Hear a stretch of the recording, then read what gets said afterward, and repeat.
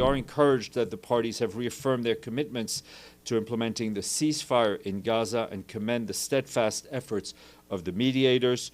We do, however, remain concerned by all acts of violence in Gaza and the reported attacks and strikes that took place yesterday. We urge all parties to honor all of their commitments to ensure the protection of civilians and avoid any actions that could lead to a renewal of hostilities and undermine humanitarian operations.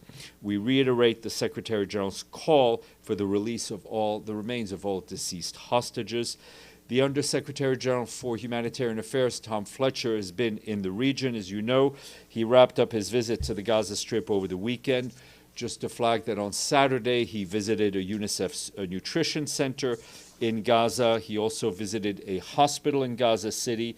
He witnessed some road clearance projects run by the UN Development Program and a community kitchen run by our partners at the World Central Kitchen. Also on Saturday, he left Gaza through the Kerem Abu Salem crossing. And on Sunday, he was in Ramallah to meet with the president of the Palestinian Authority, Mahmoud Abbas. They discussed the massive humanitarian needs in Gaza, the 60-day aid scale-up, the importance of sustaining the ceasefire, and, of course, the situation in the West Bank and the long-term prospects for peace. How many other border crossings do you have monitors at this point? At this point, it's the only. Over the weekend, we and our partners continued to collect aid from the Kerem Shalom Kissufim crossings. This included postpartum hygiene kits, medical supplies, fuel, food, and water. And yesterday, for the first time, Israeli authorities allowed the United Nations to deploy monitors at the Kissufim crossing. This is, of course, a welcome development as it will provide us with much-needed visibility into that segment of the pipeline. On Friday evening, the family of Abu Sha'ban was traveling back to their homes in Hayy al-Zaytun in Gaza. A shell hit their car, killing all 11 members, 7 children, 3 women, and 1 man. And yet the UN did not say one word about this. I think we've expressed, I think the Secretary General expressed his very serious concern about the continuing violence that we're seeing in Gaza. It's not violence, it's a crime against a family. Why there was no statement? I think we have been extremely vocal about the plight and the suffering of the Palestinians in Gaza, and I think we are working to end that suffering as quickly as possible.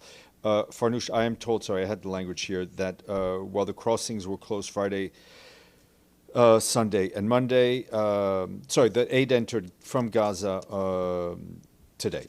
The crossing was closed on Saturday. No, I do not have numbers. Okay.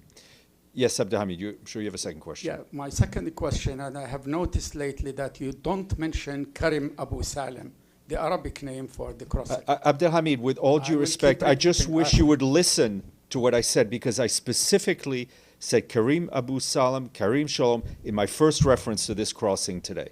So I'm happy for you to parse the language that I use, but all that I ask is that you listen to what I said. I didn't hear. What is the mechanism other than news reports who violates the ceasefire? No, we are not part of a ceasefire monitoring mechanism. Our focus in Gaza currently is on humanitarian assistance.